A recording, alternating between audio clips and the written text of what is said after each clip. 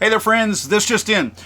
There has been an assassination attempt against Vice President Kamala Harris, the Democrat candidate for president. She was in the battleground state of Wisconsin when shots rang out, just missing her. Now, some conservative news sites at first downplayed and even mocked the shooting, saying that Harris dove for cover after, quote, hearing loud noises. Here's what we know. The shooter is a 20-year-old registered Democrat, but the shooter did donate to a Republican campaign a couple of years ago. Reports state that multiple phones have been traced to the shooter's house as well as to Washington, D.C. near the Secret Service and FBI headquarters, oddly enough. Now, the Trump-appointed head of the Secret Service has repeatedly been refusing Harris additional security that they have been requesting, even after recent threats on Kamala Harris's life. Oddly enough, the Trump-led Secret Service had never deployed counter-snipers to protect Harris at any of her rallies, but for some reason they chose this one rally today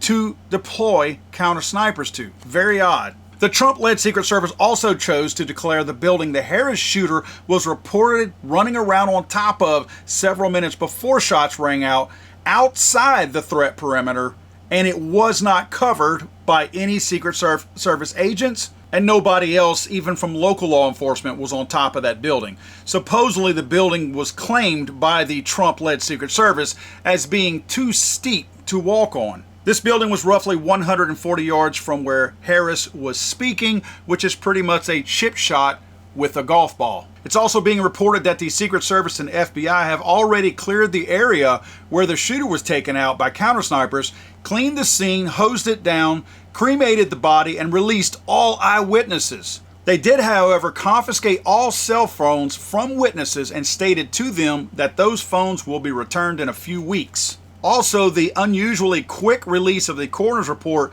lists a one-page autopsy report that simply states the cause of the death of the shooter, quote, by gunshot wound.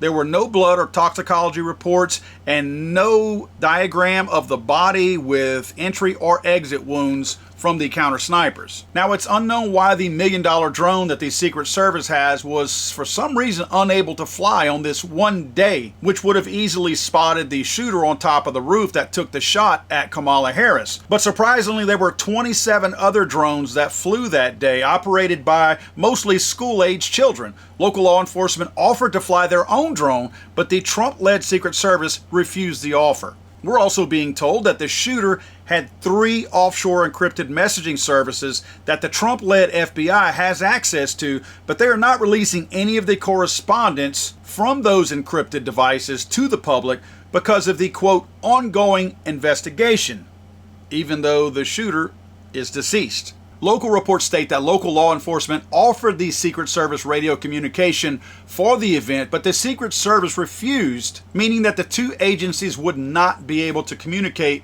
during the Harris rally. Local law enforcement had been warning of a guy with a gun on the roof as much as 15 minutes before Harris took the stage and was shot at, but since Secret Service didn't have the radios, they had no idea of this threat. Oddly, even though the Trump-led Secret Service had recorded all radio communication since forever of every single rally, they somehow did not record the radio communication at this one particular event. It's also being reported that the shooter had some very sophisticated bombs assembled in his trunk, but the Trump-led FBI says he'd never searched online for any of these items, which makes you wonder how he was able to acquire the knowledge without any access to the internet to build such sophisticated bombs, according to the Trump-led FBI. So if all of this is true, I would expect the mainstream media, the White House, and everybody to just be up in arms about this. I would expect daily press releases, press conferences.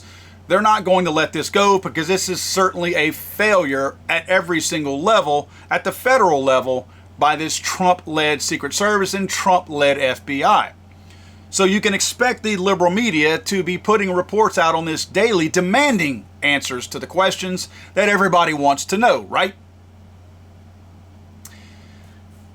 Obviously, what I just described did not take place involving Harris. But it all did take place involving Trump. This is a massive display of double standards. Everything that I just described about Kamala Harris, had this happened to her or even Joe Biden, we would still be having investigation upon investigation, daily press conferences, people outraged, demanding answers, saying, no, you're not providing me the answers. I need the right answers. And when you have a politically driven Secret Service and a politically driven and motivated FBI, we've learned that you cannot trust what they tell you. They are blatantly in your face lying to you. But I'd like to ask my friends on the far left, the middle, and even the ones on the right who want this to just go away. Let's put it behind us. This is old news. July 13th was just something that happened, a series of coincidences that took place. We need to just accept it.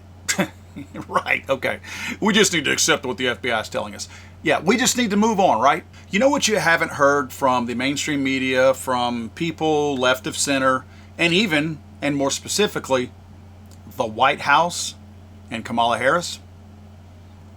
If they're really outraged and see that the Secret Service and even the FBI is bungling everything right now, but the Secret Service is responsible directly for the security of the President of the United States and the Vice President, right? And even Tim Walsh right now as a candidate.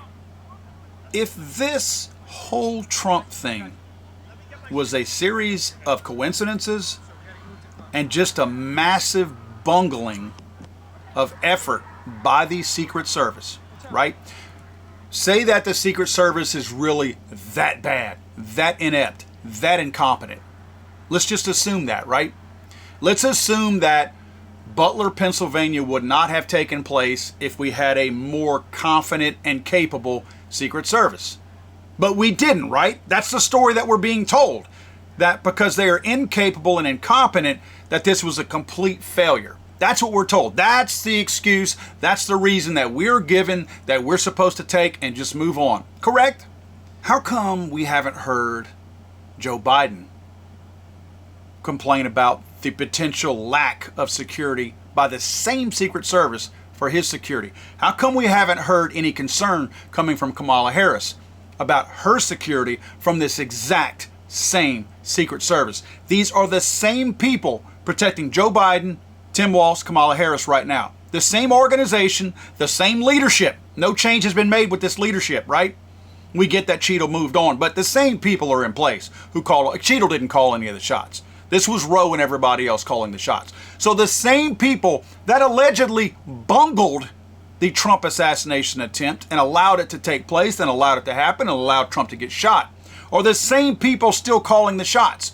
So you tell me, does Biden and Harris, are they okay with Roe and all these people, the same exact people, making the same decisions for their own safety? Or is there a reason why they know this ain't going to happen to them?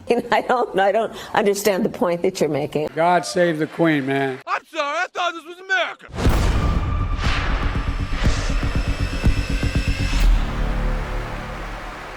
He's so horrible.